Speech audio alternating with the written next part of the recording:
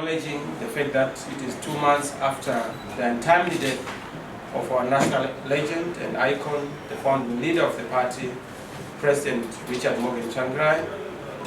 Notwithstanding, comrades, the sad loss of our comrade, whom obviously as a country we continue to mourn to this very day, the party remains a very strong and formidable party, a unit that is ready for the watershed polls. In fact, the party is growing stronger. The party is energizing its base. The party is clearly the People's Party. It is the only game in town, of course, in the context of the MDC alliance. As a party, we are a solid family of democrats that is growing stronger by the day. Our footprints are all over in the entire country. We are sticklers to constitutionalism and the rule of law. We are also game changers, the movers and the shakers for 2018. We acknowledge that as a social democratic party, eschewing the values of empathy, solidarity, justice, and freedom, we are the only available alternative to the current politics of failure as espoused by the politics of Idi Mnangagwa and his government. On the national scale, I've traveled across the whole country. I've been to Matebele, I've been to Mashonaland, I've been to Midlands and Masingo, as well as Manicaland. I remain touched by the sorry situation people find themselves. Cash shortages persist. Citizens are finding it hard to access their hard-earned education, particularly those who are employed. Teachers are suffering, doctors are suffering, journalists are suffering. Our soldiers and our police are in difficult circumstances. Unemployment continues to play huge havoc for the people who are unemployed. Most of the young people have one aspiration, that is to have a decent living and decent wage. That aspiration can only be articulated when we form, and I'm not saying if, but when we form the next government come this election. And we have no doubt that this election is for us to lose. Civil servants, particularly the doctors and nurses, are struggling to survive. They are getting peanuts and paltry resources in the context of their survival. This national crisis continues to affect each and every sector of our society. And as a new government, it is one thing we are going to truly respond to, particularly in the context of our people. I've seen that in the rural areas we also have fundamental problems. People are being frog-marched into meetings. Serial numbers are being recorded. I receive complaints from chiefs who are being abused under the sway and swithering heat of politics. I also continue to receive reports of citizens in the villages and on the farms who are not allowed and permitted to exercise their fundamental freedoms. It is an issue, a fundamental issue, because it flies in the face of what we fought for. It flies in the face of our independence, particularly in the context of the independence march. It makes the independence hollow, and it reduces our independence to being a paper independence, instead of it being independence that is characterizing the fundamental freedoms being respected and honored. In that context, as a party, we are rebranding and redefining the narrative. And we are saying, because we're a Pan-African formidable formation whose broad mandate is to complete the unfinished business of the liberation struggle, our duty is to make sure that we safeguard the gains of the liberation struggle as a post-liberation movement, steeped in democratization, rule of law, and of course also deepening that which we are supposed to deepen, people's liberty. In line with our character as a proud African movement, we have declared April an Independence Month.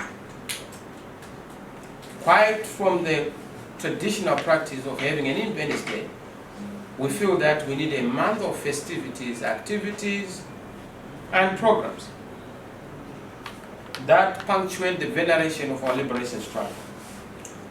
Our patriotic sons, daughters, who pay the ultimate sacrifice. We are the legatees of this revolution, the beneficiaries of this revolution.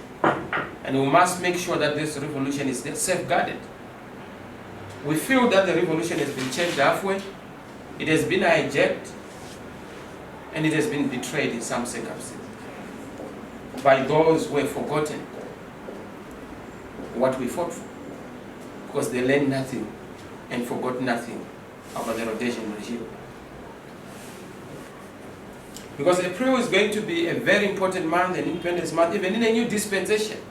When we then form a new government, we will then dedicate April to being an Independence Month across the whole country, rotating the holding of national events in the various capitals, in the various provinces, in the various districts, so that it is truly national, it is truly inclusive, as a way of honoring our forefathers and foremothers, our forebears.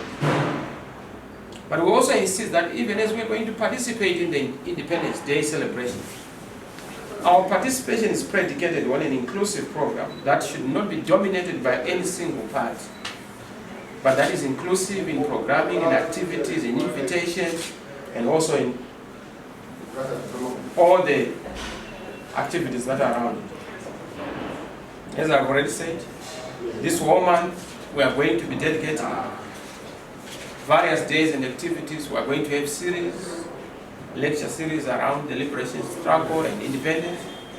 We are going to be making important visits to liberation icons, just to reconnect with the ethos, values, and purpose, objects of our independence. Let me turn to election preparedness. You are aware that we're 3 months away from an election. It's a very crucial election, a watershed election. Your election, our election, a people's election. And we must be able to choose a leadership that belongs to the people. We're not going to allow a repeat of the 2013. The cheating of people, the national deception of the people will not be allowed. It is within that context that the party has shown that it remains a nationally strong party.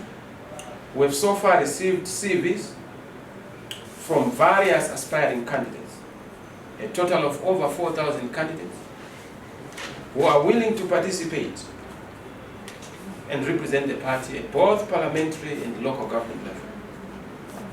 Our preparations are well on course, and in the next few weeks, a complete panel of candidates is going to be released once we have completed our internal processes of vetting. Currently, our security department and the various organs of the party, the National Election Directorate included, are dealing with the vetting of the CVs, so that those CVs are then sent back for those who would have qualified for a full-scale, inclusive, democratic process that will allow popular candidates, credible candidates who are useful, in some cases youthful, in some cases mature, experienced, to then be subjected to the democratic test of the party. We are a democratic party, a party steeped in constitutionalism, and of course the constitution of the party is important, as well as the constitution of the country. We are determined to make sure that the aspirational 50% threshold of the women or female candidates is met. So we have encouraged all our structures to say we want to see more women, female candidates in the various constituencies. In constituencies where women are already candidates as sitting members of parliament or sitting councillors, would prefer a woman candidate to contest in a democratic contest. Of course, we've also set aside a 20% youth quota in line with the constitution and the resolutions of the supreme organs of the party.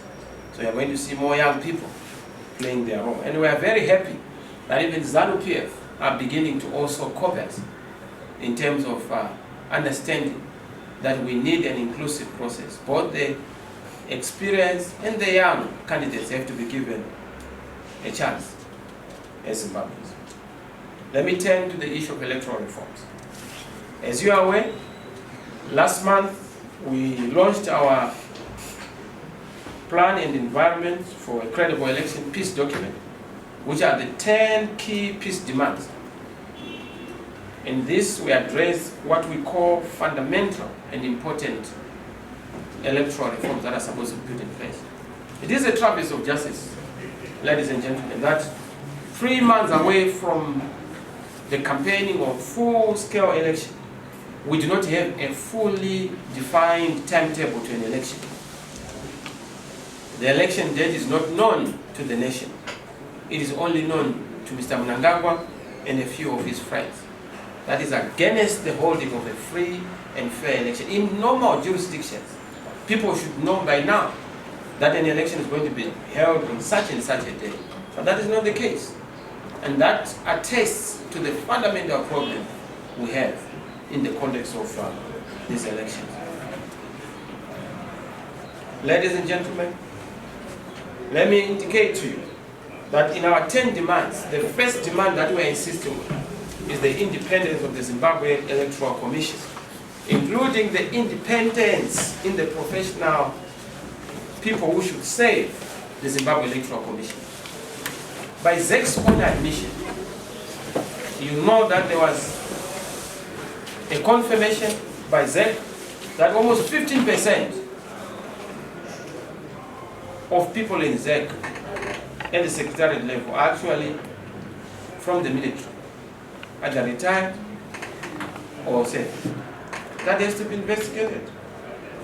We also want the voters roll to be subjected to a biometric audit and signed off by all the stakeholders. Currently, that is not the case. We want to make sure that our military is not abused to be involved in the electoral issues in the country, so that we focus on campaigns as a political affair.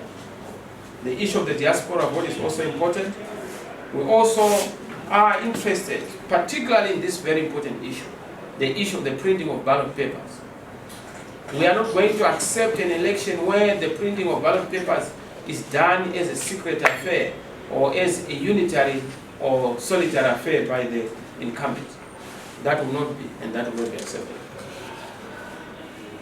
We are in the process, ladies and gentlemen, of making sure that we deal with all these fundamental issues, including the issue of violence, intimidation, particularly in the rural areas, which seems to be rampant and on the increase. Let me conclude by saying we have launched our Road to Victory, which is a Tuesday program to give Zimbabweans what our take is on the national situation. As a party, we are on the road.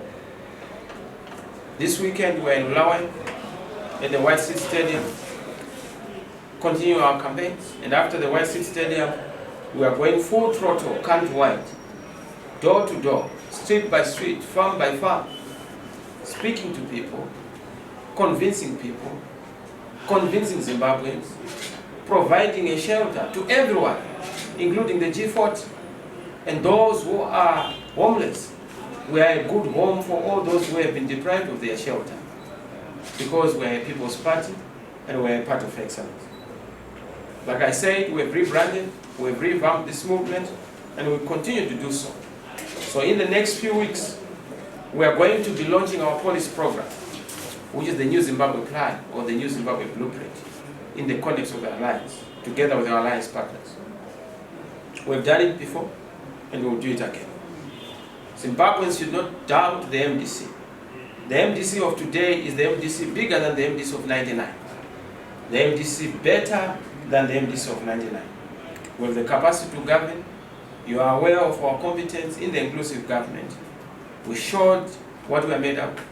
We showed our flair, but that was just a drop in the ocean of our capacities. With our competent hands and our clean hands, a willing heart, the future can only be bright for the people of Zimbabwe. The party is ready, the alliance is ready, Zimbabweans are ready, and we continue to show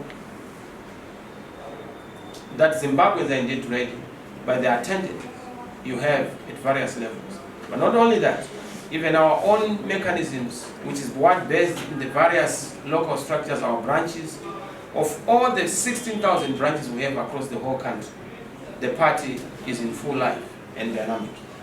We are truly on the road to victory. Thank you. Question to the chair. If you can share the detail of why you requested to meet President Mnangagwa. Thank you very much indeed. We wrote to President Mnangagwa. The reason why we wrote to President Mnangagwa is that we've said we are marking a new dispensation, not on paper but in practice. There has to be an understanding between the governing party and the government in waiting. We are the government in waiting. President Mnangagwa is the current president. We need him to understand that the opposition does not mean a threat to the interests of the country. So the discourse and discussions around how we are going to move forward is something that we need to be very clear about. The terms of our engagement, particularly as we go into the election, but also as we transact politics in the country. We do not want politics of the old, politics of hatred, insults, politics of antagonism and acrimony. We need politics, new politics, of working for Zimbabwe, putting the country first. And that entails people having dialogue. The independence was about dialogue. We fought for the liberation of our country together. We liberated our country together. We must develop our country together. We can't start to be divided as a people when we have been united in the past for a collective objective. So that is the context. When did you send the letter and have you gotten a response yet? Well, of course, those are details, but we did send a letter, and that letter has been responded to by indication of the fact that the letter has been received. So we are awaiting the date, and once the date is there, we are ready. But also time is running out. I mean, if he's not available, if he's too busy for us, we also are likely to choose to be too busy for him. Thank you, Mr. President. Yes. Yes, Advocate Chamisa, you made mention of the fact that ZEC openly admitted that it has within its ranks 7 members of the military. About 15%. But what I recall from their last appearance in Parliament, the chair disputed that. She says former 7 members of the military. And you said that must not be the case. What should happen to former members of the military? Should they not be employed anywhere else in the government? They should be employed, it is their right, but we say there has to be chlorination of the ZEC secretariat. There are other people, apart from those who served once in the military, there are others who are also from spooky organizations. And we want these ones to be smoked out because they contaminate the integrity of the ZEC secretariat. So as it stands, do you have details of those people who are still within the ranks, who are serving from the military, who are in the employee of ZEC? We are not in the business of blowing hot air. We have facts and figures. And this is why we are engaging ZEC to give them the facts, to say this must be resolved. It does not inspire confidence. Would you care to share the names? If you are part of ZEC, we will share with you. But of course, we are going to engage ZEC and we'll give them those details. You will get them as members of the public if they are willing to share with you. But we have done a forensic audit of who is who in the ZEC secretariat. Our chairperson of the election directorate, chairperson committee, has been responsible to say who does what in the ZEC secretariat, what is their background. And most of those people are of dubious credentials. Apart from those who served former, which is not an issue, but dubious credentials. And we must be able to deal with that one. Thank you. 2 issues, Advocate Chamisa. You said you have been around the country. Would you care to probably tell us if you have noticed the presence of the military in the various provinces that you have visited? Because there have been reports that the army has been deployed and up to 5,000 members of the military have been deployed. And also the issue of electoral reform. There have been reports that the MDC alliance has made agreements or has come to an understanding with ZANU-PF and particularly the MDCT, the MDC led by Professor Wolfman and ZANU-PF represented in Parliament. They have come to an agreement and written to ZEC amendment to the Electoral Act. Are you part of this? Can you confirm this? And are you happy with the amendment that you have forwarded to government for repealing the electoral act? Correct. I've been across the whole country, and I can confirm to you that we are receiving reports of people who are probably masquerading as people from the army. Most of them are under what is called the champion farmers. Some are called the commissars. And we are in the process of compiling the names and lists of those individuals. They are stationed in the villages. Some are even in the rural areas under the auspices of the agri-tax officers. And they are known in the communities, in my central, in Marches, across the whole country, in all the over 1,958 wards. You always have somebody who is doing the coordination. And it is incumbent upon the Zimbabwe Electoral Commission to make sure that this is dealt with.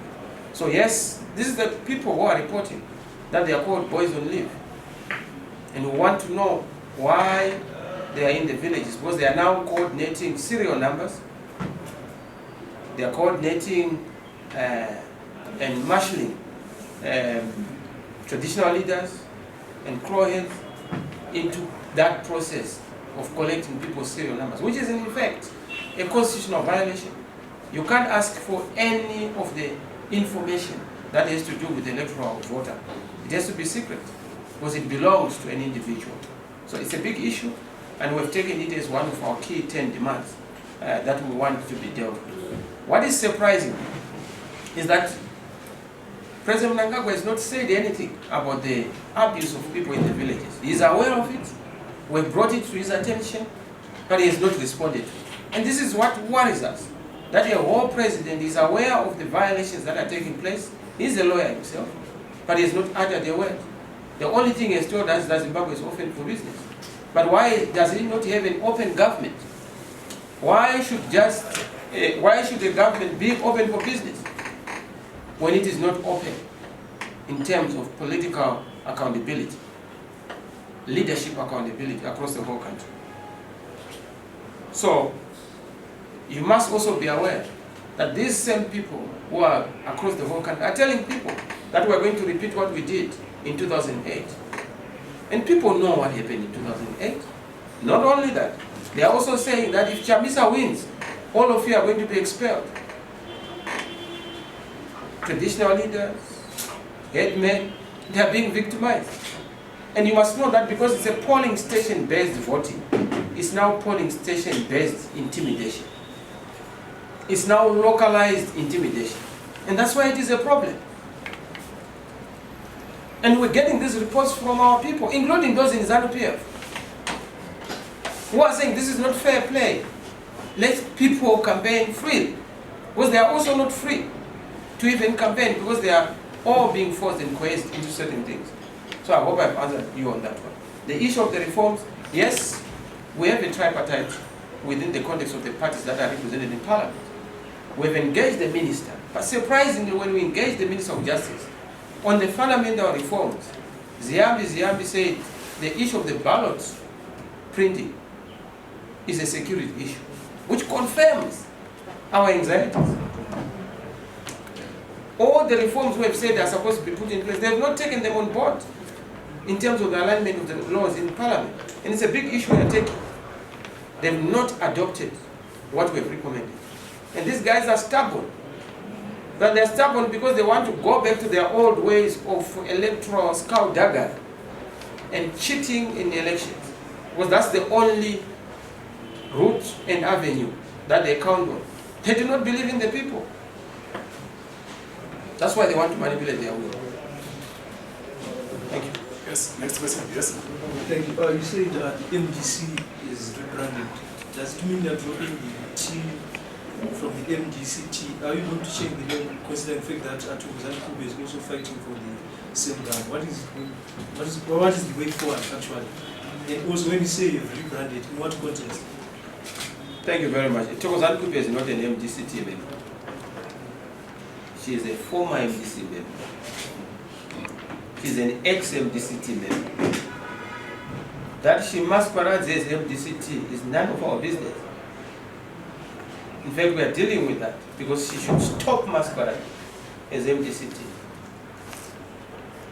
She has violated the statutes, precepts, and objects of the MDC Constitution by acting in an illegal and unconstitutional manner. And that is an issue we're already dealing with. So our rebranding entails rebranding in terms of the political texture and character of our engagement, not in the context of, we will not remove the MDCT, we are MDCT, and we can't rename ourselves any other way without violating the Constitution. Yes. Right, my neighbors, at long last, advocate ndakubvunza kuti kana kuri kuti maforms aya muri kutaura nezvawo they are not met kana kuti hapana chabuda zvinoreva kuti chii ku-election July, August, are you going to contest or not with the reforms not having been? Do you want me to respond in English or in short? Or in Devel? Yeah, chingoita ine chishona nechirungu. Thank you very much. It takes two to tango. ZANU-PF cannot tango alone. So if they choose not to respect the need for these reforms, there will not be an election in Zimbabwe. It's as simple as that. I don't know if you can explain that there won't be an election in Zimbabwe.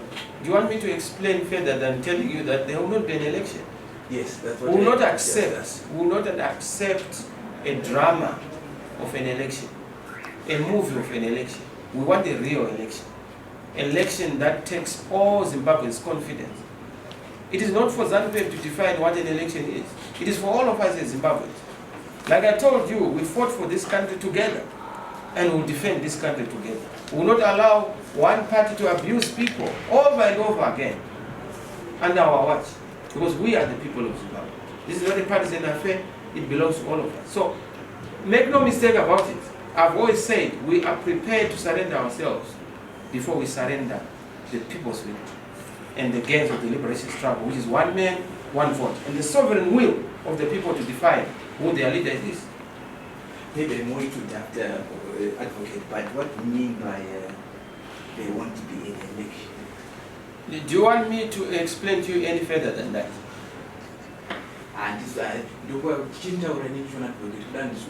Tatisu semusangano wevazhinji webato rinomirira ruzhinji rwemunyika muno kudarika mamwe mapato ese hatizobvuma nyaya yekuti munyemwe kunzi mune election munyika kana kuti sarudzo pasina sarudzo dzinoinda pachikero chatinowirirana ndo zvakarwira madzikoma edu nehanzvadzi dzedu vana baba vedu zvavakatamburira kuti kuve nekodzero dzevanhu kutsaro zhinji ndo zvinhu zvatoda kuti tidzokere pazviri izvo. So hatisi kuzobvuma nyaya yekuti kunonzi kunoitwa sarudzo dzisiri pamurawo unodikwa nebumbiro remutemo kana zvinowirirana nevana veZimbabwe, kureva kuti tinoramba. Kana taramba hatirambi kupinda musarudzo, tinoramba kuti kuve nesarudzo. Ndanzwisisika neshona? Thank you, Mr. President. Asifuni bhola egangeni. Asifuni umbulu. Put simply, we will not accept nonsense. We want proper elections in this country. And it's not for ED to define that. It's not for any institution to say this is a free and fair election. It's for the people of Zimbabwe. And we are the people of Zimbabwe. That's why I told you that it takes two to tango. Thank you, President. We will not accept a move of an election, a drama of an election. Another person? Yes, my sister. It's a follow-up again. Maybe we how are you going to do it? Will you boycott the election? We will not boycott an election. We can't boycott ourselves. We are the election. We are the people of Zimbabwe. How do we boycott ourselves? But we will say if we have not had reform, then we do not have elections. It's either free and fair elections or there is no election. It's very simple and straightforward. Maybe in your mind it's simple and straightforward that Do you want me to tell you how we are going to do it? Yes, I think that's the... I will not do that. Oh, I know if Kanamata... Isn't that, I'm telling you the what, but I'm not coming here because I will tell the supporters, who support us, and the people of Zimbabwe at the appropriate time. Advocate, sorry. Are we clear on that? Yeah, Sure. We have institutions. We have the Zimbabwe Electoral Mother Body. You have no confidence in that institution. We have the judiciary. You have no confidence in that institution again. We have you are negotiating as political parties. You don't even have faith in the negotiation process that you are party to. I'm not so sure where are you getting what you are saying. I'm getting it from this premise. You are part of an engagement process right now as we speak. Yes. You say there is a tripartite negotiating forum of which you are party to. Yeah. Right? We have the electoral mother body, which is the overall... The Zimbabwe Electoral Commission. Yes, Yeah. yes, which presides over our elections and takes charge. Right now there's a process that has been happening, which you are party to. And we have the judiciary, which if there are any other grievances that will come from the election, you still have recourse to go and try and challenge. You will not approach those. Let me just tell you, are you aware that President Tsvangirai challenged the election results in 2002? Yes. That judgment has not been out. That matter has not been 16 years later. Yes. Okay, are you aware of that? Yes, I was aware. Yes. So those are the things we need to correct. Mm-hmm. Once beaten, twice shy. We don't want to repeat the mistakes of yesterday. 2013, we challenged certain aspects in the court. The matters were never heard because of various technical issues and arguments that were raised. There are certain things that must be put first in terms of the context of the environment. Those issues have to be sorted out. And given that there is 3 months now, Advocate Chamisa, there is 3 months, and you are indeed a big, if we are a party with a big following in the country, we don't want to cause anxiety to the people. We want you to come out in the open and tell us what are you going to do, given that upon your own admission. The people know. We are going to be engaging the people. Don't worry about people. Those people we lead are not anxious. We are part of those people. Yes. We are part of those people, and we have a duty to inform them. Don't be anxious, Rodney. It's very important for you to hold your horses. Be cool and calm. We have said, let us have a proper election, or there is no election. And this is the message we are taking to any person who would want to listen to us. I've taken this message to the United Nations. I've taken this message to the European Union, to the African Union, to SADC. I will continue to take it to any person who cares to listen. We don't want anarchy in Zimbabwe, but we want order. And let that order be defined by the people of Zimbabwe. Gone are the days when one party would dictate to the people what Zimbabwe is. Zimbabwe is bigger than one party. ZANU-PF is not Zimbabwe, and Zimbabwe is not ZANU-PF. We are all Zimbabweans, and we will not allow the kind of tomfoolery that we have seen coming from ZANU-PF to continue. It must not continue. It's costing us. You and I have no opportunity because of the circumstances we are in. And we have no time to waste. Thank you.